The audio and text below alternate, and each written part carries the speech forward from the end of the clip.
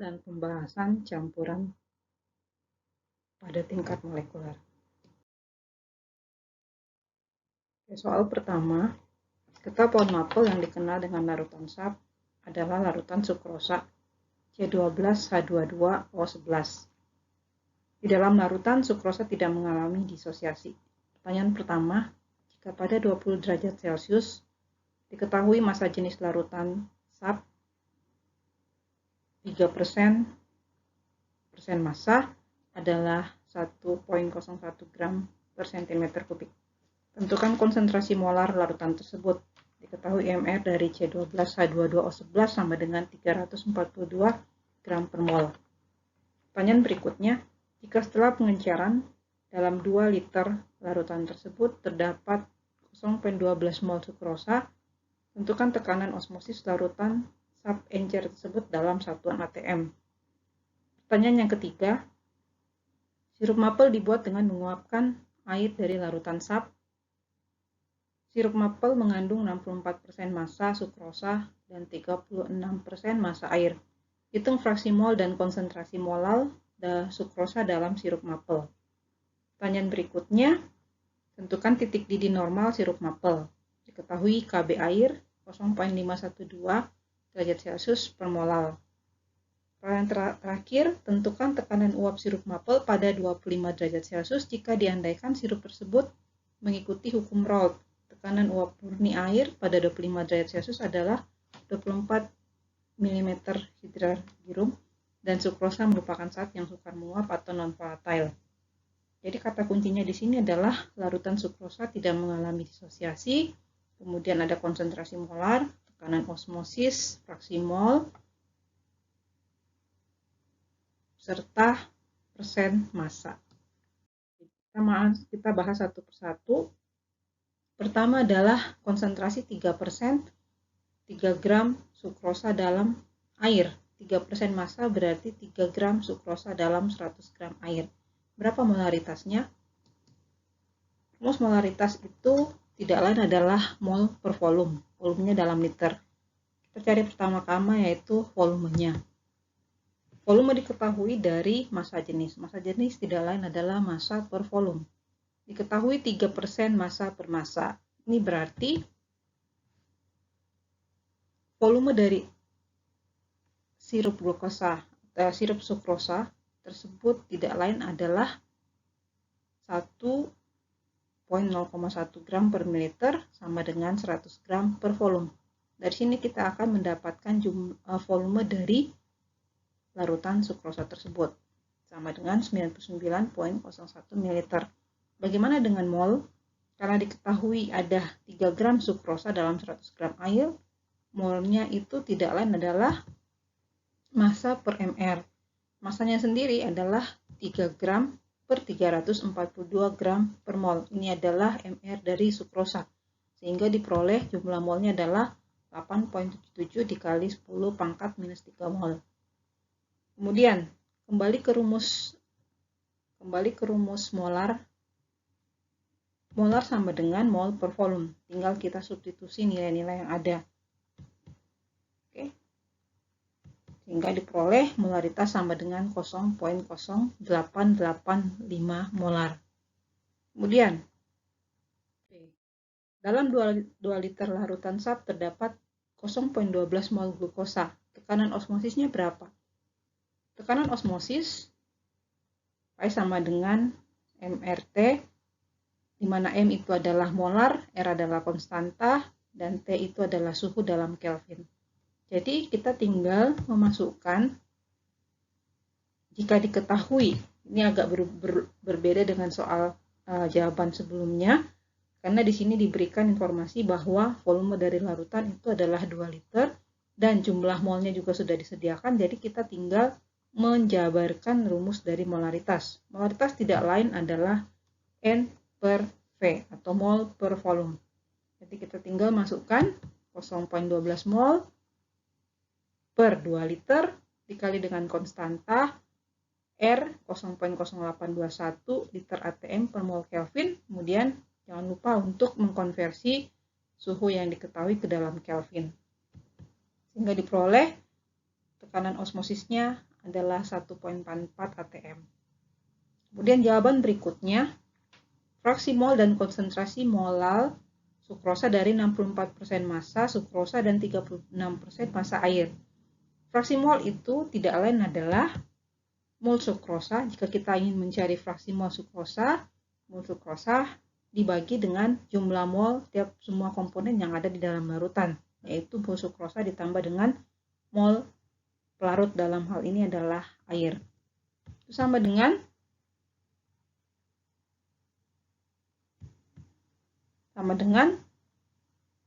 kita mendapatkan informasi dari 64% massa. 64% massa berarti 64 gram massa sukrosa di dalam 100 gram massa larutan. Nah, kita tinggal mencari molnya. 64 kembali ke rumus fraksi mol, 64 dibagi dengan 342, kemudian dibagi lagi dengan 64 per 342 ditambah dengan 36/18. 36 itu berasal dari mana? 36 itu berasal dari massa air. Karena total massa yang ada di sini kita anggap sebagai 100%, yaitu 64% tambah 36%. Jadi kita akan memperoleh jawaban fraksi mol dari sukrosa itu sama dengan 0,085. Kemudian bagaimana dengan konsentrasi molal? Konsentrasi molal itu tidak lain adalah mol sukrosa dibagi dengan kilogram pelarut. Nah, kilogram pelarut itu kita sudah mendapatkan informasi bahwa kilogram pelarutnya adalah 36% massa air. Nah, kita tinggal mengkonversi. Oke.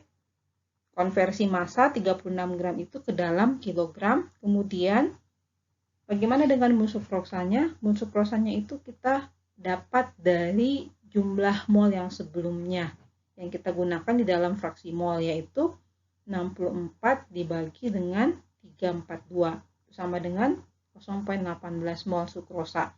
Jadi terakhir kita akan mendapatkan nilai molalnya itu sebesar 5,19. Kemudian lanjut pertanyaan nomor D, tentukan titik didih normal sirup maple. Oke, kalau kita ingat titik didih normal, delta TB sama dengan KB dikali M, kita gunakan informasi yang ada sebelum ini, yaitu di bagian C.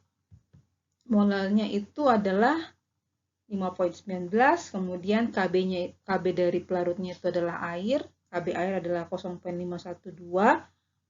derajat Celcius per molal. Hingga diperoleh jawaban terakhir adalah delta TB 2,65. Nah, apakah sudah sampai di sini? Belum, karena ditanyakan adalah titik didih normal sirup, sedangkan delta itu adalah perubahan dari titik didih. Oke, jadi untuk mengetahui titik didih normal sirup itu tidak lain adalah titik didih air ditambah dengan delta TB. Karena ada kenaikan titik didih, karena ada pengaruh penambahan dari sukrosa di dalam larutannya. Sehingga diperoleh titik didih sirup maple itu sama dengan 100 ditambah dengan 2,65 sama dengan 102,65. Kemudian untuk tekanan uap dari sirup maple sendiri itu tidak lain adalah fraksi mol air dikali dengan P air. Sehingga kita tinggal memasukkan 2 mol, karena ada informasi 2 mol itu karena 2 mol diketahui adalah 2 mol dibagi dengan 2,197 mol. Ini dari mol keseluruhan ya, dikali dengan P air. P air itu dari diketahui 24 mm hidrar kiri. Nggak diketahui adalah 21,95 untuk tekanan uap dari sirup maple. Kemudian lanjut pada soal nomor 2. Jadi ada informasi bahwa larutan Na3PO4 dengan konsentrasi 1,25 molal. Kemudian pertanyaan pertama, hitung titik didih larutan. Hitung titik dari larutan.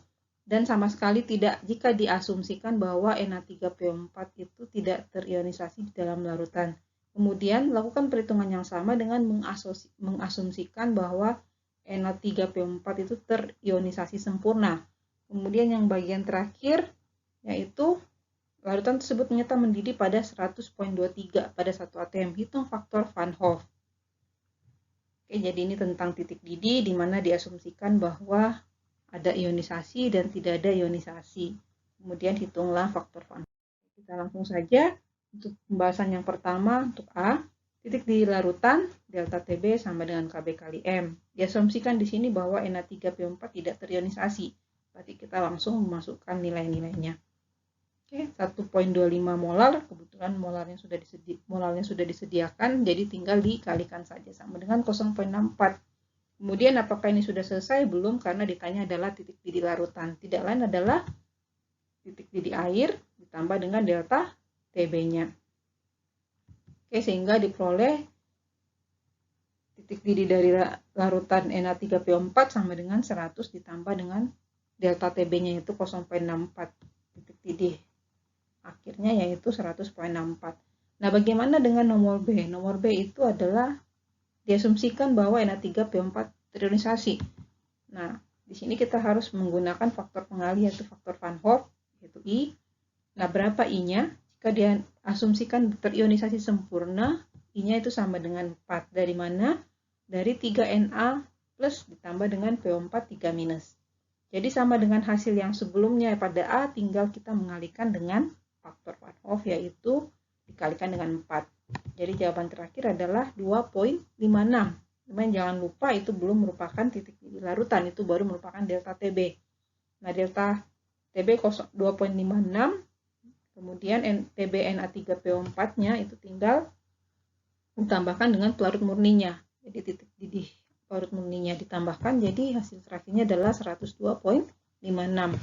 Kemudian untuk nomor C, larutan Na3PO4 mendidih pada 100.23 derajat Celcius pada 1 atm. Berapakah faktor Van Hoff? Jadi kebalikannya ditanyakan adalah I-nya. Oke, I-nya itu menggunakan rumus yang sama, delta TB sama dengan KB dikali M dikali I.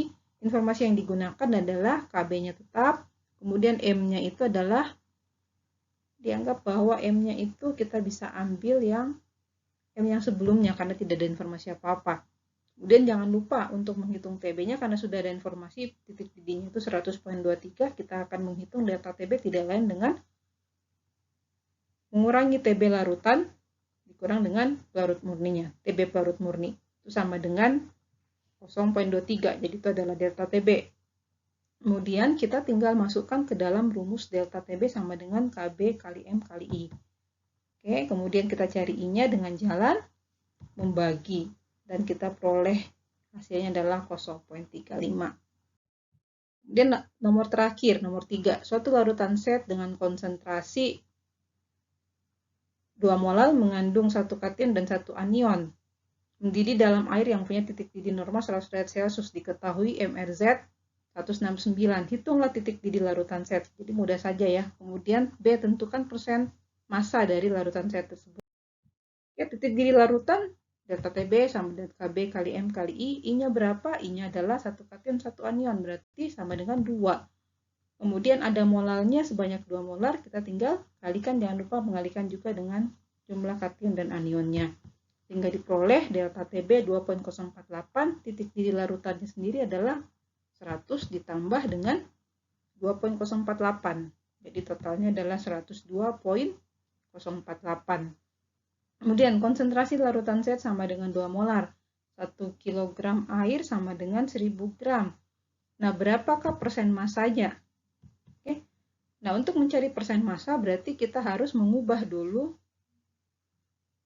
2 mol ini ke dalam massa. Tidak lain adalah kita ingat MR, mol sama dengan massa per MR. Jadi kita kalikan mol dengan MR-nya sehingga diperolehlah 338 gram. 2 mol dikali dengan 169. Kemudian, bagaimana dengan total pelarutnya? Nah, total